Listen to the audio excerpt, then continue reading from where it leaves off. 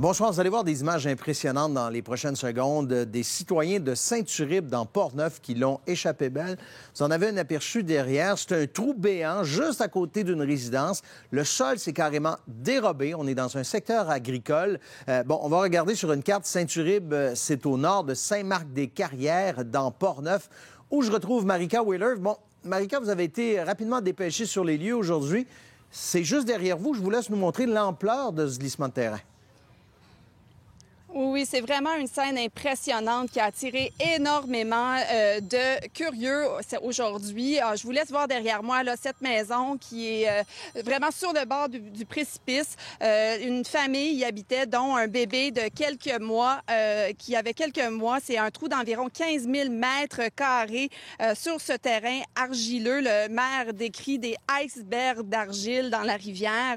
C'est le long du rang de la rivière Blanche-Est à Saint-Uribe, une ferme familiale qui est touchée. On a perdu environ 5 hectares de terres cultivables, 11 personnes, 3 maisons qui appartenaient tous aux membres d'une même famille ont été évacuées hier soir. Et le propriétaire de la ferme explique comment son fils s'est rendu compte de ce qui se passait hier soir dans la nuit. Je vous laisse l'entendre, suivi par le directeur général de la municipalité.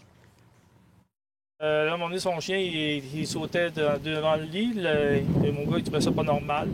Puis quand il était l'a mis dehors, mais il s'est rendu compte que l'hangar était disparu à l'arrière.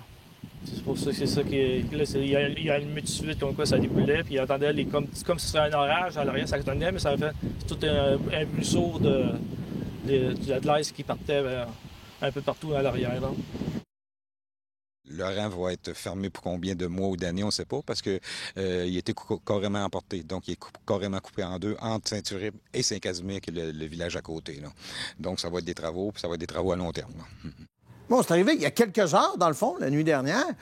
C'est pas stable. Est-ce qu'il pourrait y avoir d'autres glissements de terrain? La sécurité civile dit qu'elle n'est pas prête à se prononcer sur les causes de ce glissement de terrain. C'est possible que des périodes de pluie abondantes dans les derniers jours ont eu un impact sur cet événement. Un porte-parole explique que des expertises sont toujours en cours.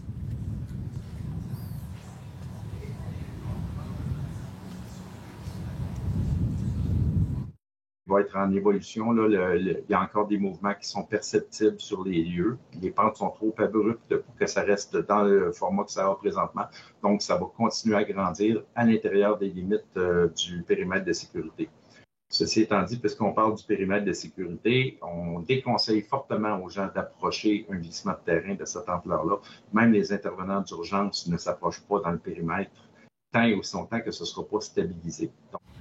Donc, le rang reste toujours fermé. Des pompiers volontaires montaient la garde aujourd'hui et la municipalité a engagé une firme pour s'assurer que personne passe 24 heures sur 24 jusqu'à temps que les sols soient stabilisés. Ah oui, c'est à prendre au sérieux. Merci, Marika.